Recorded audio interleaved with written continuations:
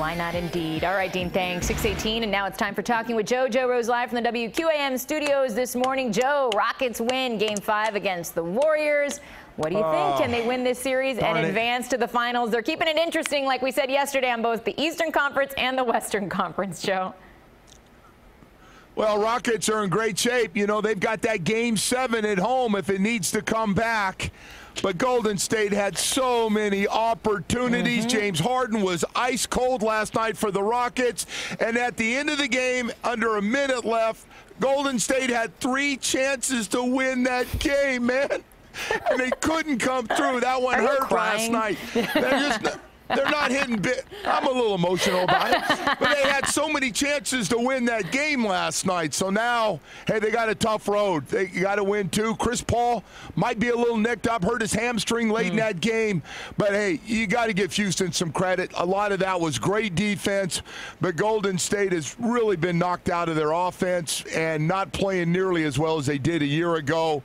So, hey, this thing's going to be really interesting to see. I think it still goes 7 games. I think, you know, I'm not working Monday, but if we were, we'd be talking about – are you working Monday, by the way? I am not. Are you guys coming in Monday? Barring this tropical disturbance, I am not working Monday. We shall see, Joe. All right. Well, you make sure the boss knows right now. She's not coming in.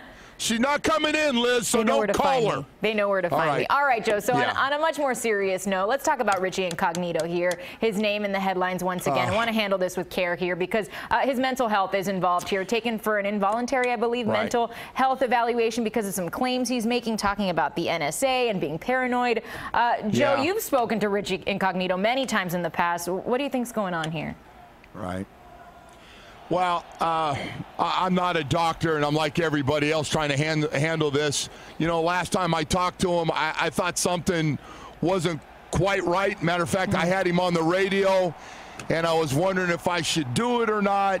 I really like Richie a lot. I really do, and he's always been really good to me personally, as well as the show. I've even seen him out in Arizona when I go out there to visit family. But, yeah, I've been told it's about staying on his meds, and when he gets off them, he gets sidetracked, and then all the things and the stories people have read of what happened up in Boca.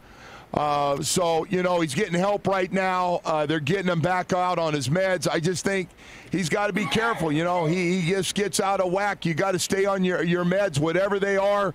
They're giving him, because when he's normal, you know, and he's coming off 3 Pro Bowl years. He's played unbelievable football into his 30s.